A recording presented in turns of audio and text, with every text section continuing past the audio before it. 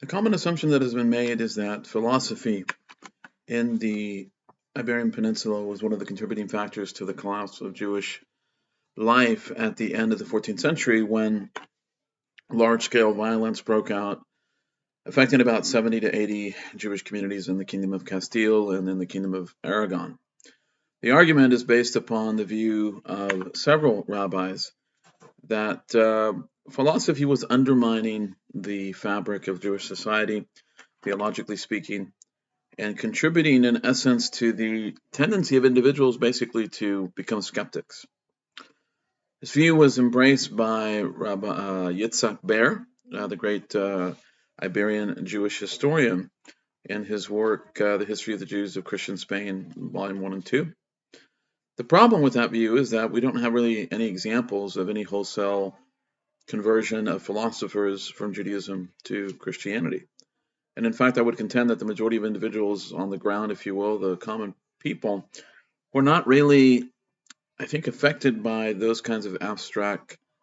philosophical questions regarding the nature of God's revelation or the influence of Greek thought on Jewish thinking. I think far more reasonable to believe is the argument that Rabbi Chacham or Chosef Haur, Chacham Faur made regarding something very different actually happening within the peninsula, and that's the conflict that broke out between the Kabbalist of northern Spain, for lack of a better term, the northern peninsula, who were bringing in a type of Kabbalah from France, and their attempt to undermine and suppress the traditional Maimonidean approach to Judaism that had been characteristic of what he calls Old Sepharad, Andalusia,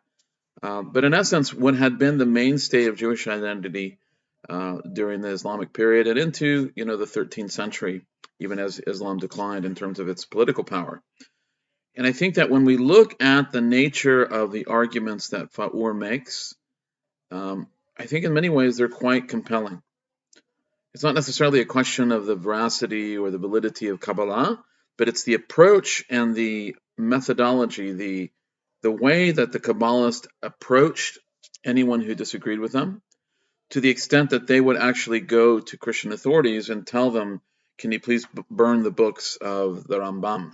the Moreh Nevuchim, the Guide to the Perplexed. It's an amazing action that is taken. And of course, the Franciscan Dominicans, all the people that are involved, are quite happy to burn Jewish books. It's just something that is quite surprising.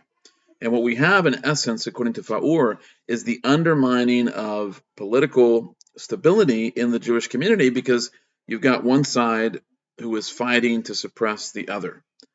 and wanting to overturn the nature of the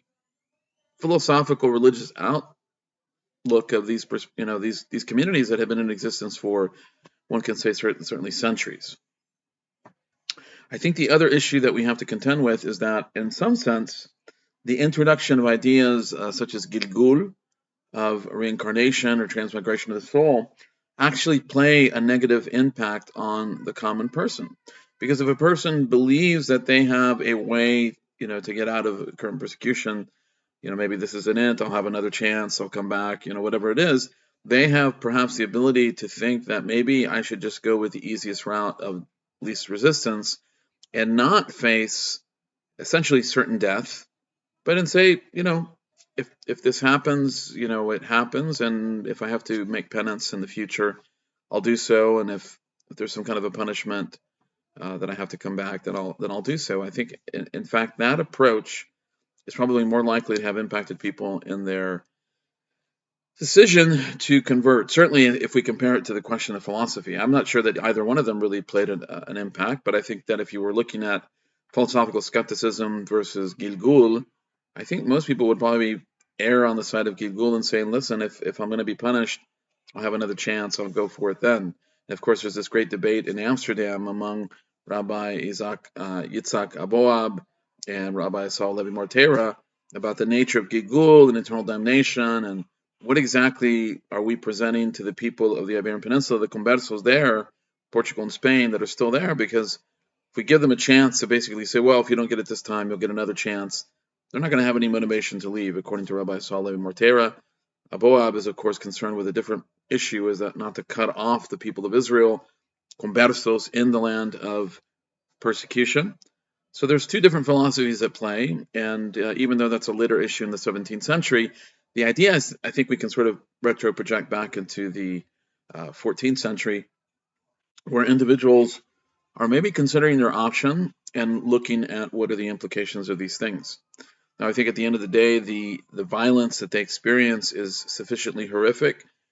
to basically melt away any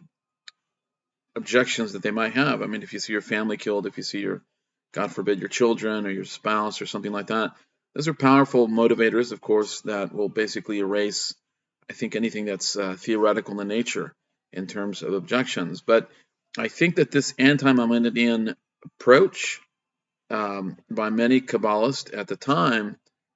whatever the validity again of Kabbalah is problematic, because what it does is it creates internal strife. It hollows out the leadership of the Jewish community, and it basically emboldens the Christian authorities to use their power to undermine the viability of the Jewish community. And I think that's a topic that we should explore. And perhaps in another video, we can begin to sort of expand that, because I think it's a topic that is something that Rabbi Joseph Haor discussed, but I think a lot of people don't know that. I think they may know about the anti-Maimonidean controversy, but they don't really know the scope of it and how it affected the Jewish community in the Iberian Peninsula. And moreover, the kinds of approaches that were radically introduced into the framework of Jewish thought that really changed Jewish theology substantially from that of what we see during Islamic rule and the Maimonidean tradition, the philosophical tradition, into something that is, I think, very different and has its own consequences. The benefits, negativity, all the things, anything that's introduced always has something positive, something negative. But there's some negatives here that have not been discussed, and I think it's important to discuss them, and perhaps in a subsequent video we can launch into that topic.